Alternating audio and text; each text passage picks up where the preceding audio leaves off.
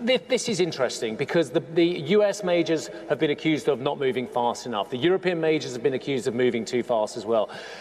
You fully endorse what Ben van Beurden was doing at Shell, but you've also talked about potentially a new pace for transition as well. Do you want to break that down, what that means for our audience here? I think, Steve, as you said, there's accusations flying left, right, and center. I wouldn't base a strategy or the world pathway on the basis of the many accusations out there. I think this is an incredibly, incredibly complex transition that requires system thinking, end-to-end, all the way from the demand back to the sources of energy and everything in between, the infrastructure, the grids, et cetera, et cetera.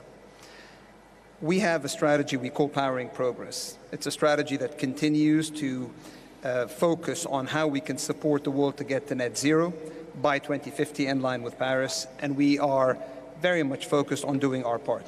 So, for example, we've committed to a 50% reduction in our Scope 1 and 2 emissions by 2030, and we're on track to get there. We're roughly 32% down and continuing to drive in that direction. So this is, I think, a journey that's going to take quite a bit of time.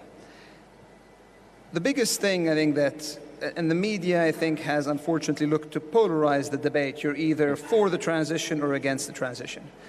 I'll be unequivocal here. We are fundamentally leaning into developing the energy system of the future, and we will do it profitably.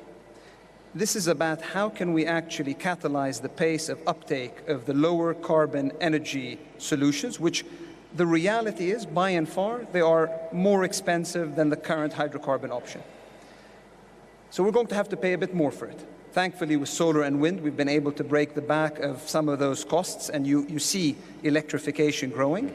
It's not the case when it comes to industry, for example, the harder to abate sectors, where we will need much denser energy sources that are also able to provide the base load for the future.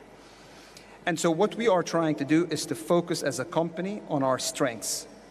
We're focusing on the sectors that we have been serving for decades, transport and industry. Mm-hmm. We're focusing on the molecular part, which has been our strength for a long, long time, while recognizing that electrons will feed into the low-carbon molecules of the future. And we are continuing to make sure that we focus on scalable and profitable business models.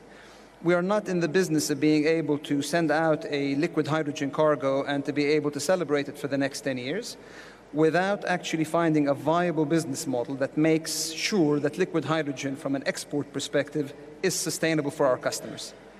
Right now, they'll have to pay roughly 6-7 times what they would pay for gray hydrogen. Our job is to bring that cost down through technology and through working with them on that infrastructure. So no change in direction. All we are doing right now is really trying to make sure that we pace ourselves and focus on the areas of strengths.